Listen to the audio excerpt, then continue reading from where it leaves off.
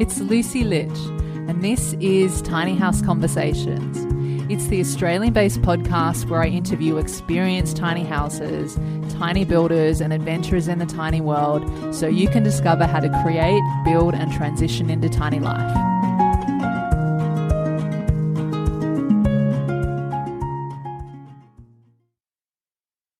Hey, it's Lucy, back with another Tiny House Conversation. And on the show today, I'm speaking with Matt Decarne, who is the CEO of Elsewhere Pods. Elsewhere Pods are prefabricated, fully modular and customisable outdoor studios and tiny homes. Their mission is to develop a luxury ecotourism industry in Australia and alleviate the pressure on housing and accommodation affordability.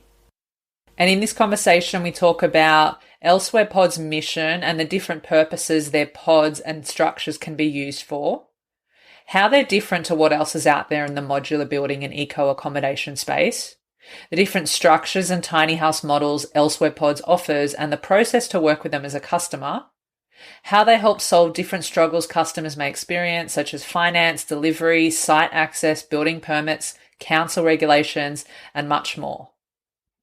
Now, Matt has a generous offer for listeners of Tiny House Conversations, so you'll want to stick around to the end of the podcast to hear what that is.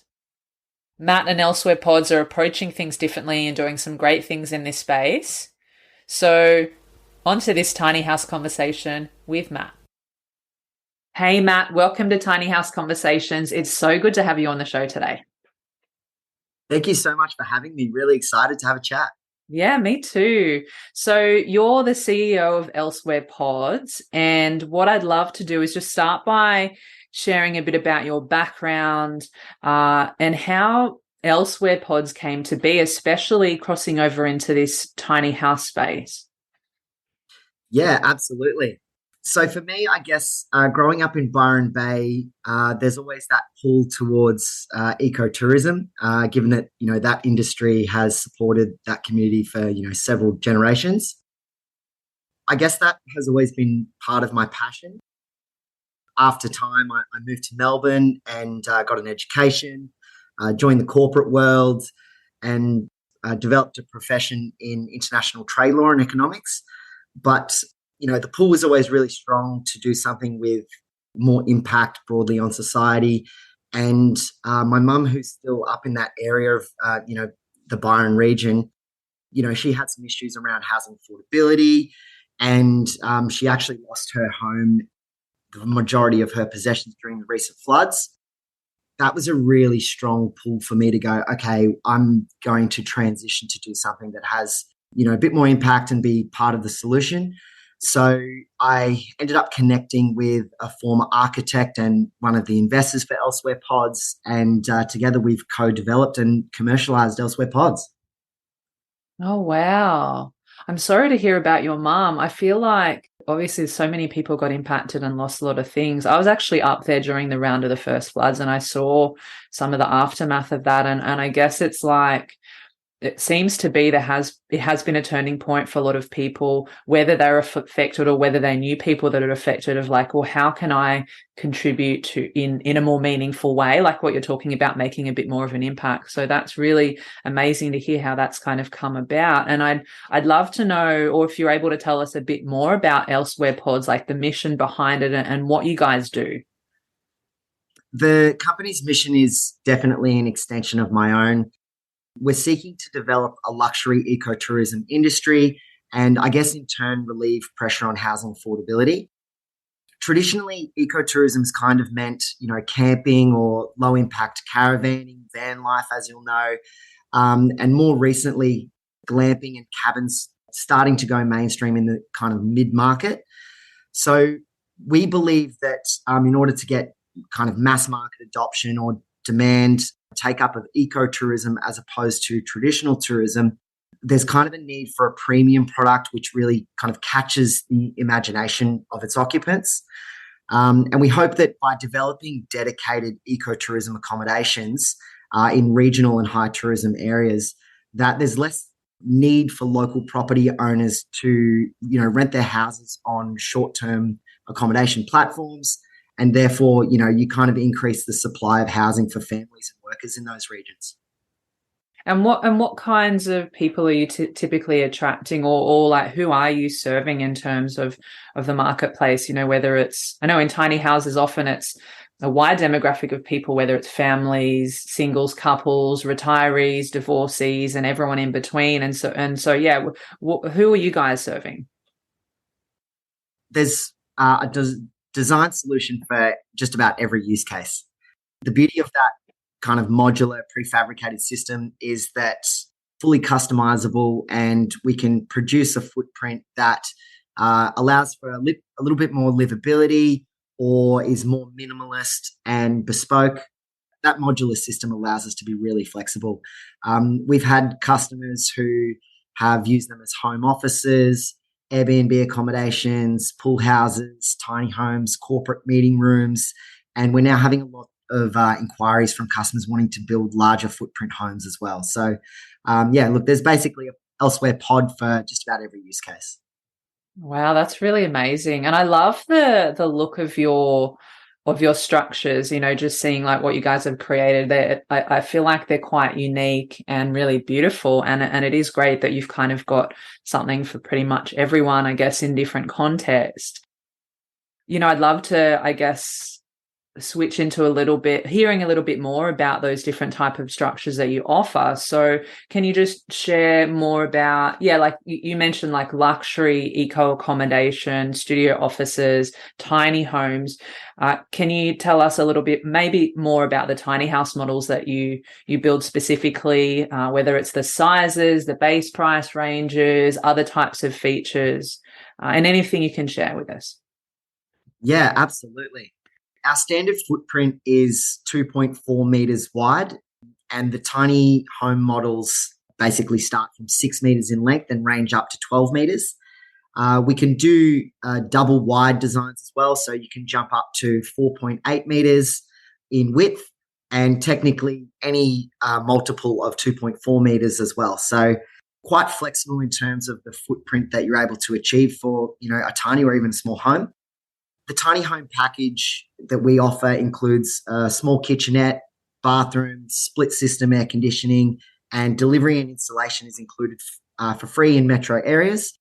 In terms of the pricing of where our tiny homes start from, it's roughly in the range of about $65,000 plus GST for your 6 meter by 2.4 meter tiny home.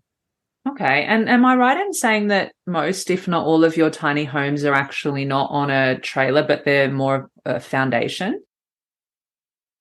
We originally designed them to be a beautiful self-standing structure that can integrate with a range of different environments. The pod structure does visually seem to kind of elevate or, you know, hover above the landscape to some degree and really disappears with the landscape, given all of the glass and the, you know, the angular construction. We offer solutions that are low impact in terms of the footing systems, and we also do offer them on trailers for, you know, for customers who are looking to avoid the pitfalls of building permits Yeah. and those kinds of. Yeah, because is it the same for the pod structures? Like if someone wanted a tiny home but it wasn't on a trailer, that in terms of the council regulations, is it then building towards the National Construction Code as well as needing like a development approval from the local council, building permits and that kind of thing, especially if someone's maybe wanting to use it for long-term occupancy? Absolutely, yeah. So all of our designs are compliant with NCC and Australian standards. So we don't really introduce any elements or options that would take us away from compliance. And we also have an in-house team that can handle building permits for our customers. So on a kind of a case-by-case basis, if our customer, you know, would like to go down the path of a traditional build in terms of building permits, we're able to assist them along that process. Oh, that's really great to know that you guys help with that, because I think just observing the tiny house space and even being involved in it myself from experience, like that is one of the biggest grey areas, and it really depends on the council as well as what state you're in, and being able to help people with that process, I think is like a really great service. So that's fantastic. And I'm curious because we are seeing lots of different types of structures out there in the marketplace now for affordable housing or offices or home offices and everything in between, modular homes and sustainable eco type homes. What makes you guys different? There's a few obvious things that are visually striking, but there's also some really cool innovations on the back end. The first thing is obviously that super striking design aesthetic. You really need to kind of see it to appreciate it. It's a very futurist, ultra minimalist design language. And, most people who step inside say it's unlike anything they've seen before. So I would definitely encourage people to at least go check it out. On the back end, we've kind of approached the tiny home industry from first principles. We have a little bit of that second mover advantage where we see all of the challenges, and we wanted to launch what we're doing from day one in solving as many of those problems for our customers from the outset. So on our back end, we've got a really innovative supply chain solution that's totally different to industry norms. What we actually do is we prefabricate all of the materials in our factory, and then we do a test assembly in the factory to make sure it all fits together really nicely and beautifully. And then we actually flat pack it down into crates, a little bit like IKEA furniture, and we deliver those crates directly to the customer's site. Our team then comes out and builds the pod for the customer, usually within 3 to 4 days for our tiny home range. That whole process only takes 12 to 14 weeks. By flat packing products, we can service customers Australia-wide, and we can even get to those really difficult to access properties. If a small truck can get in there, we're good to go. I didn't realize that you guys did that and then had the build sort of kind of completed on site. That's really interesting. And I love the description of like the futuristic type of feel, I suppose, because when I was like looking into what you guys are doing, I was like, there's something, and I couldn't find the word for it, but I think that's really effective. And I can see like just how immaculately architectural it all is too. And just there talking about building materials, I'd love to know just some examples of like the types of building materials that you may commonly use for your tiny homes specifically, let's say. Yeah, so the real benefit of our, modular system is that in terms of materials, we've estimated that we use less than 1% of the parts and components of traditional builds. And this means that there's a lot less that can go wrong.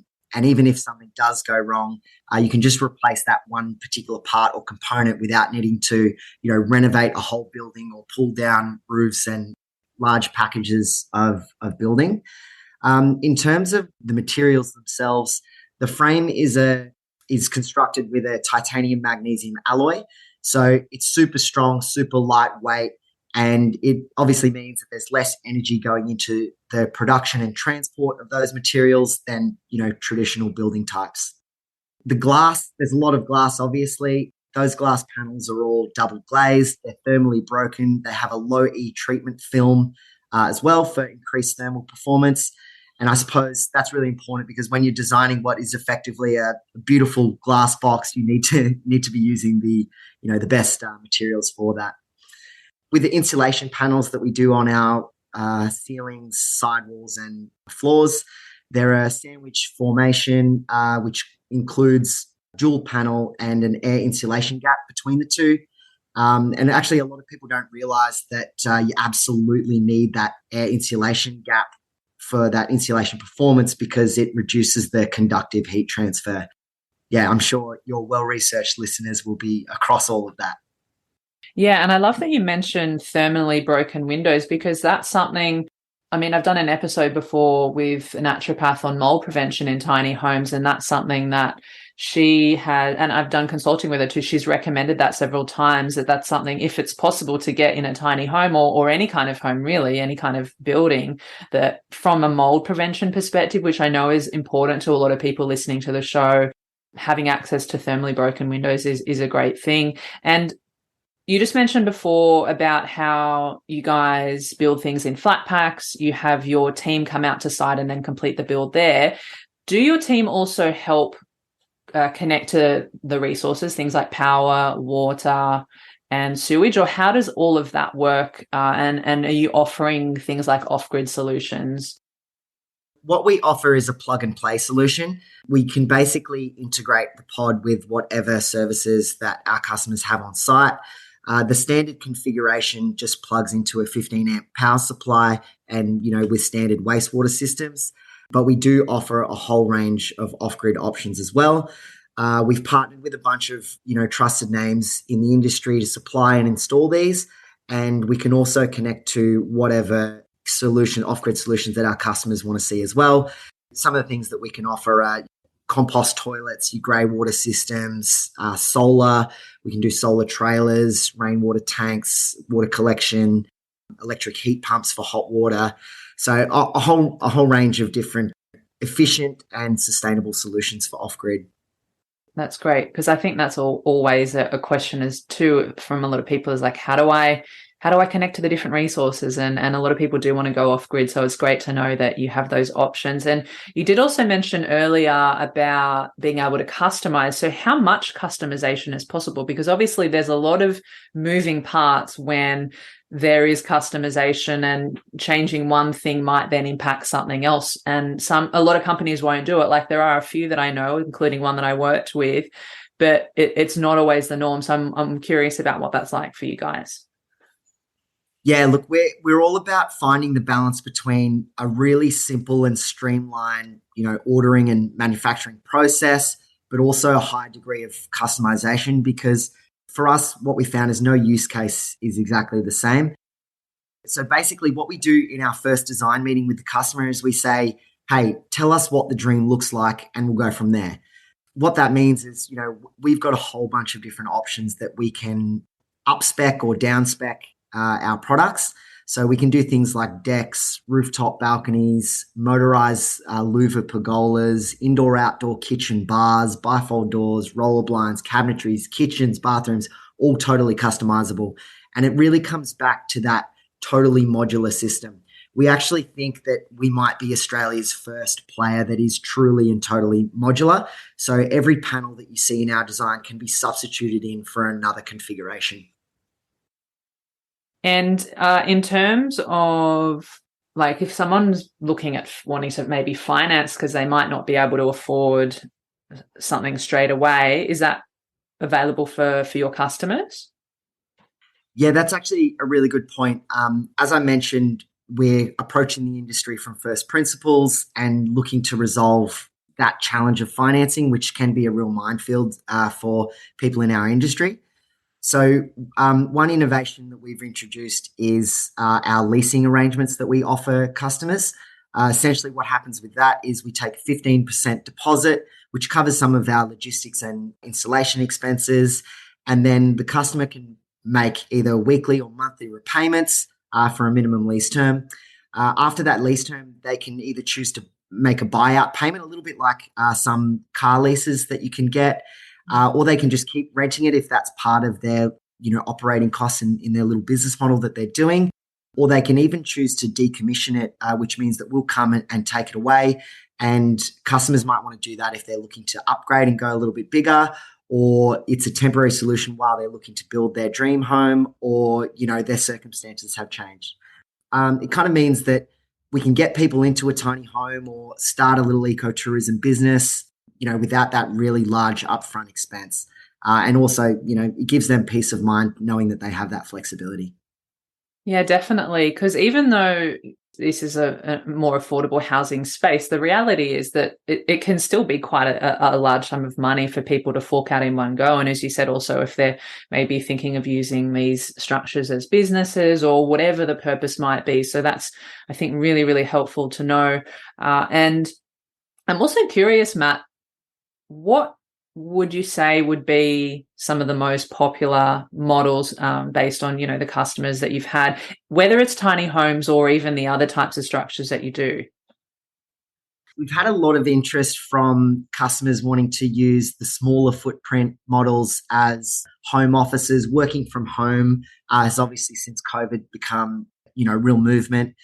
We've had customers using them as pool houses, Obviously, we're very focused on servicing and growing the ecotourism industry as a broader movement as well. And then I guess that tiny homes, if you are adding a few more customizations by introducing a bit more storage and cabinetry and all of the things that we all need day to day, then I guess that modular system and that high level of customization allows for that real flexibility.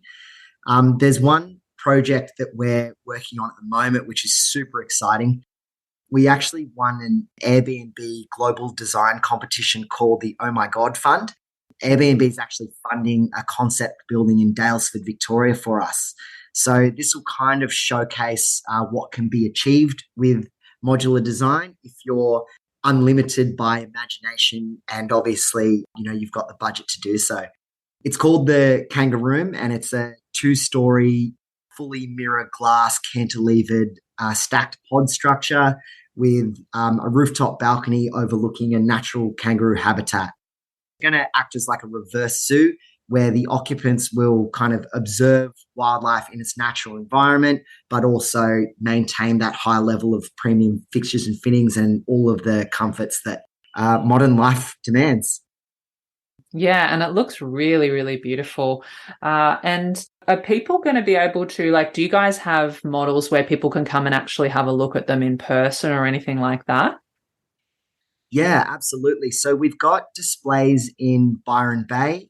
We've got a display in Melbourne, and then we've got a few customer installations in Sydney and Adelaide as well as a few others in regional areas around the country.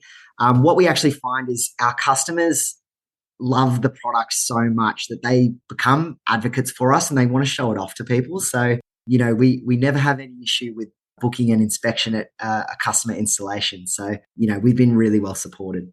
Oh, that's so good. And if someone is interested in working with you as a customer, can you let us know just a bit about what that process looks like? Whether it's whether they want to customize something or whether they just want to have, one of your base structures.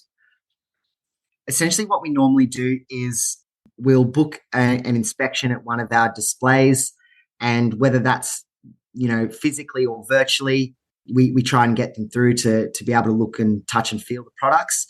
Then what we do is we book them in for a design meeting with our architectural designer. And in that meeting, we kind of draw things up live for them. We make a few customizations. And from there, we're able to produce a quote.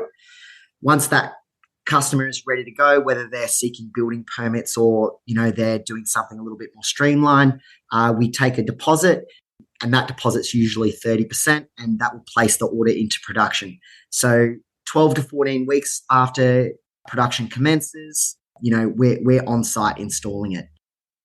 We've tried to find that balance between customization and streamlining things as much as we can, because we obviously understand that it's a really complex process. It's a complex industry. There's a lot of barriers. So we really try to reduce those barriers where we can. Yeah, that's great. I can feel that you guys are sort of just really trying to solve the different problems that people might come up against, or the different sticking points that might be a little bit frustrating to really help them with that. So that's fantastic. And do you have a current lead time, or is there a waiting list? Or if someone say, listen to this and they're like, okay, I feel like I want to go with one of the Elsewhere pod structures, like how long would they have to? I mean, you did say the 14 weeks or something, but yeah, do you have like a waiting list? No waiting list. I suppose it's our lead time is more closely related to the level of customizations. If you're buying, one of our close to off-the-shelf products, you're always going to get it finished installation a little bit quicker. Right now, just because we're still, on the back end of that Christmas and New Year period, we're probably closer towards the 14 weeks. But as we move through clearing some of that backlog, we'll be back down to the 12 weeks in no time for our standard range. And then something that's, really bespoke, a lot of customization, you might be looking at 14 to 16 weeks. Yeah, that makes sense, because obviously there's a lot more things to consider. And you mentioned also before about, we're talking about delivery and shipping and, getting a truck in there for site access and all of that. So I'm just curious as well, like, Do you guys have recommendations for customers, like if they're needing to prepare their site for delivery of whatever structure they're going to have? I know for me, like having a tiny home and being on rural land, that I ended up getting an excavator to come out and sort of level out the land and put some aggregate on the land as well, so that the foundation is really stable to putting the tiny house on. But do you recommend, and other things too, but do you recommend things for preparing the site? Yeah, absolutely. So definitely when you're going with a trailer, you want to have a really firm, packed surface. And, there's plenty of resources, and you guys have been a fantastic resource on that and making sure you get that right. When it's not on the trailer, then we've got a bunch of different options that we can provide to our customers. We've got a bracket system that we've designed that integrates really beautifully with the pod, and then a range of different footing systems. So something that's quite cool that we've partnered with a screw pile company to co-develop, an integrated system. And that would basically mean that there's a lot less site preparation that customers will need to do. They will just utilize screws or extenders at different lengths to make sure that the pod itself is sitting level, but it hasn't actually impacted the land. And, you don't need to be pulling up that natural environment. With the flat packing system that we use, it's actually pretty interesting to note that a lot of people don't realize that around about 30 to 40% of tiny home usually is taken up with just logistics costs. So customers would definitely need to make sure that they're budgeting for, that logistics cost. Whereas, if you move towards that flat pack system that we utilize, our logistics costs are, down to around about 10% of the purchase price. So what that actually means is that we're able to not only pass those savings on to customers, but we're also able to specify higher quality materials at, really competitive prices.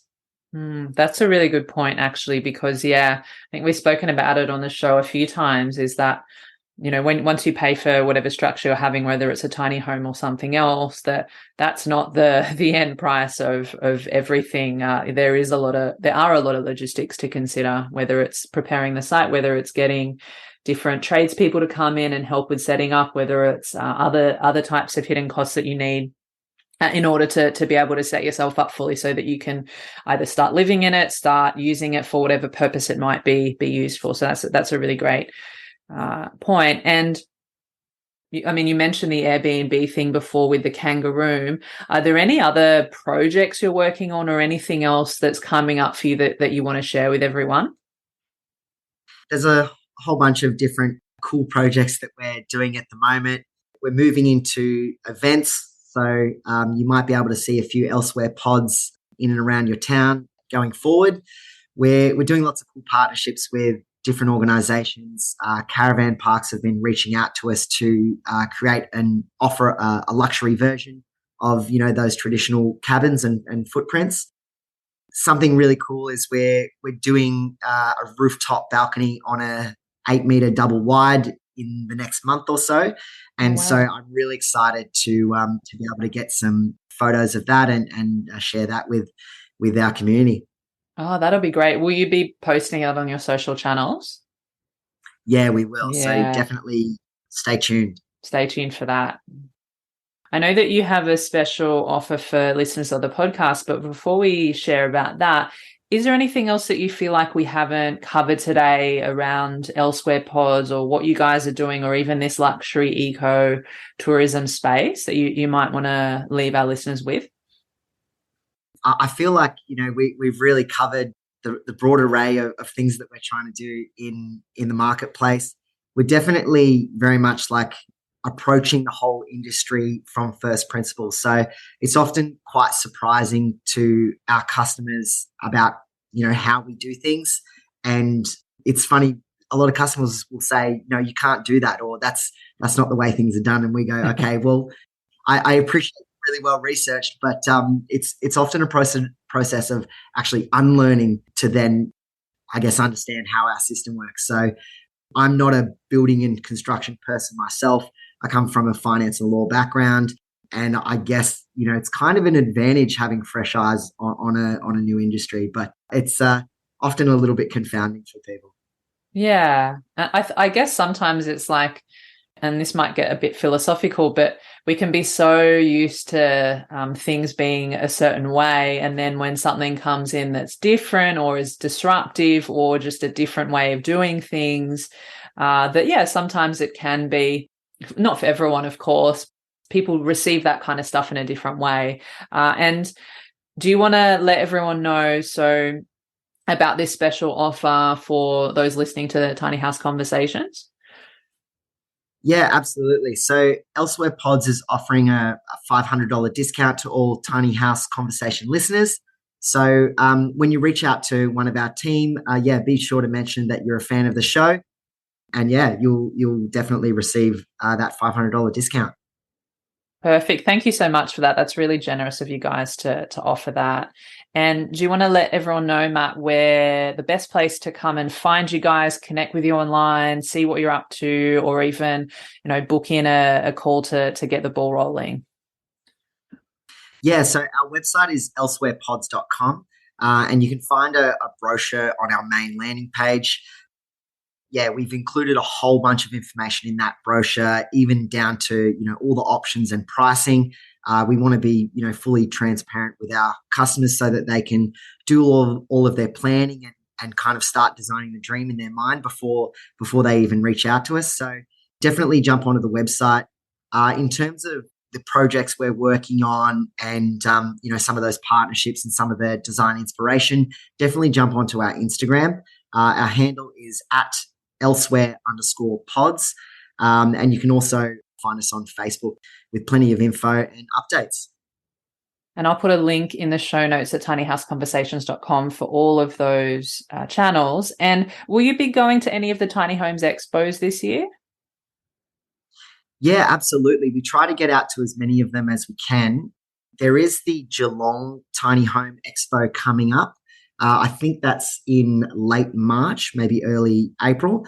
And so, yeah, we're definitely going to be taking our 8-meter tiny home on wheels display down to that. So, yeah, really encourage people to come out, say hello, touch and feel it. It is real, it is, it's very striking design, but a lot of people think maybe this is too good to be true. So come in and stand in it with us and have a chat about your project. Oh, that sounds great. I've spoken to so many different tiny house builders on the show, and obviously I see what's happening in the tiny house space, especially in the last few years. And often we can sometimes see a lot of similar things being done by different companies, or everyone seems to be influenced by the next. And I feel like your designs and your structures are just unlike anything that I've seen in this space. So, which, credit to you guys. And everyone's doing things in their own way, calling upon their own experience and expertise. And I just love seeing like just lots of different options for people out there, because there is going to be something for everyone, and everyone's going to resonate with a different style, a different builder, a different experience, or whatever it might be. So yeah, it's really cool to see what you guys are doing, and to be able to actually go and to the Tiny Homes Expos, because I know that those have been really, Faye at the Tiny Homes Expos are doing things really, really well. And I think that's one of the best places that people can actually go and say, okay, can I actually see myself living in this? Or can I actually see this being a home office, or whatever the situation might be?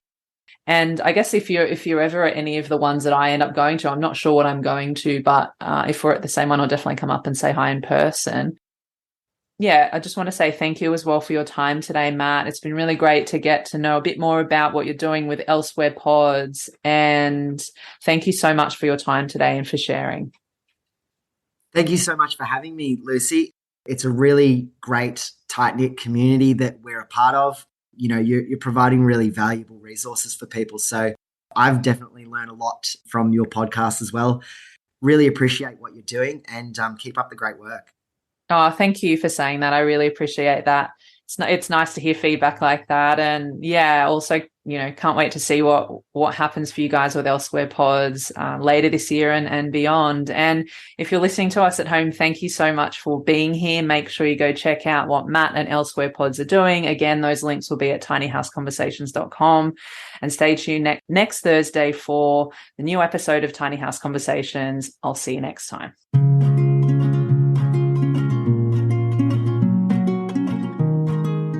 Thanks again for listening. And if you enjoyed the conversation today, you found it valuable, and you want to support the podcast, the best way you can do that is to share the love. That way I can keep bringing you more tiny house conversations to help you on your own tiny journey. So here are 3 ways that you can support the podcast. Number 1, if you have a friend or family member that you feel would benefit from hearing these conversations, feel free to share it with them, email them, text them, send them a telegram, do whatever you need to do to share it with them. Number 2, if you hit the subscribe button, you'll know exactly when the next episode is live. And number 3, if you head on over to Apple Podcasts or wherever you're listening to podcasts and leave a 5-star rating and review. Thank you so much in advance. I appreciate you, and I'll see you in the next episode.